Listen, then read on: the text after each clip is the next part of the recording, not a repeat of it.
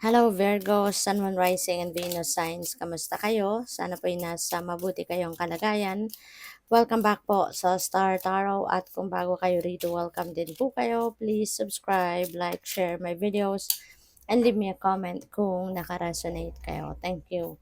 So Virgo, you are a channel through which healing energy reaches the world.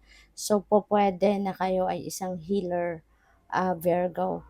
Maaari na ikaw ngayon yung conduit or ikaw ngayon yung daan na ginagamit or gagamitan ng divine universe para makapagparating siya ng kanyang healing powers, ng kanyang healing energy to other people. You know? So, pwedeng ikaw ngayon yung magiging way, no? Para makapanggamot, alright? Ang divine universe so through you. Freedom, follow your heart and nurture your soul with love and freedom to grow. Ayan, so sundin mo daw yung inyong puso, no? Gamitin mo kung ano man yung binubulong ng inyong puso para makapagpasaya ka ng tao at maging masaya ka, 'di ba? Nurture your soul as well, 'di ba? And use your freedom para na mag-grow ka as a person. Gamitin mo yung inyong kalayaan, kapangyarihan para na ma-empower mo yung sarili mo, mapasaya mo yung sarili mo, 'di ba? Ma-uplift mo yung sarili mo so that you'd be able also to help other people, 'di ba? Na ma-uplift din nila yung mga sarili nila, ma-empower din nila yung mga sarili nila. And live your truth and share the love that is in your soul. Ayan, so very loving ka naman eh. No? You are very compassionate person. You are loving. You are showing your love for other people in many different ways by serving them, 'di ba? Providing them kung anong kailangan nila, 'di ba? So you are a person with a very generous heart, very loving heart, yung ganon. So, tingnan natin kung ano pa ang ganap. And by the way, maraming salamat for subscribing. And if you haven't subscribed yet, subscribe na kayo. And also, maraming salamat din for not skipping the ads. Malaking bagay yan sa akin. And also, please click the join button sa baba ng video kung gusto ninyo na mag-join kayo sa membership. Okay? Salamat po. So, tingnan natin kung ano ang ganap for Virgo. We have the Magician. Ayan. So, this is a new beginning energy, Virgo. Si Magician is a new beginning energy. Magkakaroon kayo rito ng pakiramdam na si Magician kasi ano to no? Alchemist, no? So, you are ready to take action now. You're ready to make something, you're ready to make something para or create something para sa ikakasaya mo, yung ganun. Maaari din na kung ano man yung mga gusto ninyong isakatuparan sa buhay in the past, maaari ngayon gagawan mo na yan ng paraan. Kung dati, siguro nagdadalawang isip ka, natatakot ka, or siguro nag-aano ka,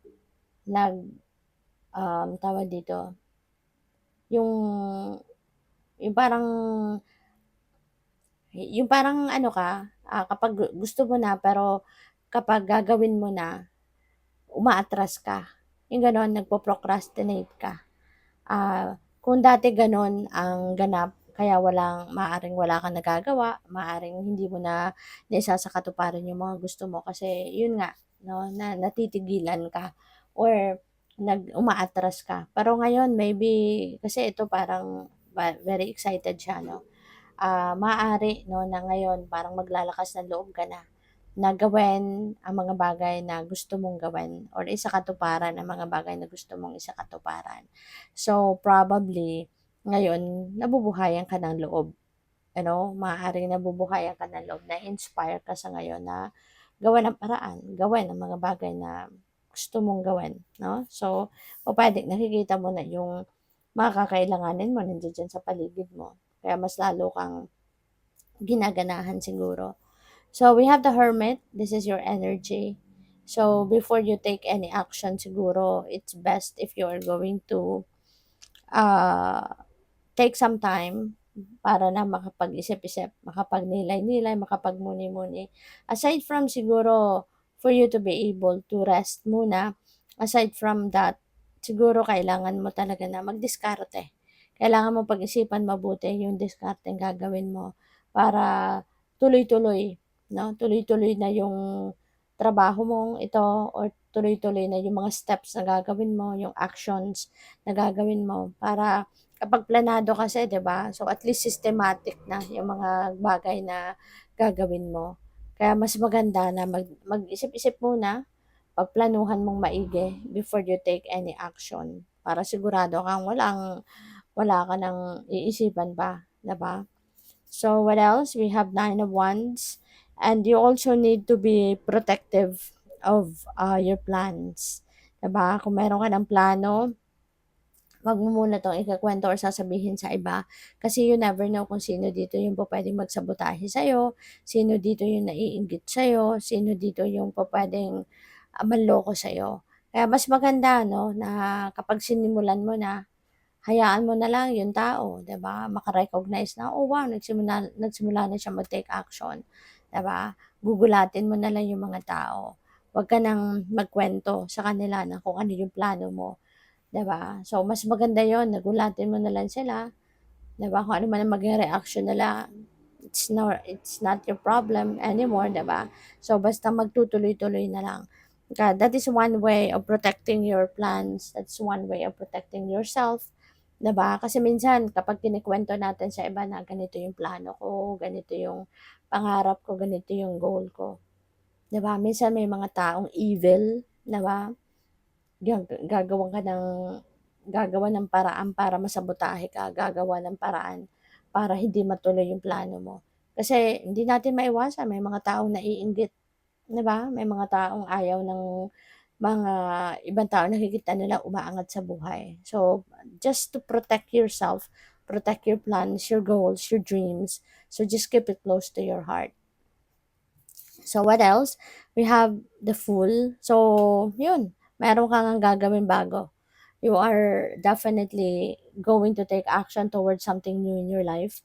Maaaring, parang adventure ito sa'yo. You're going to take risk, you're going to take chances. So, eto na, yung parang, you're going to be feeling like, ano ka, super confident ka.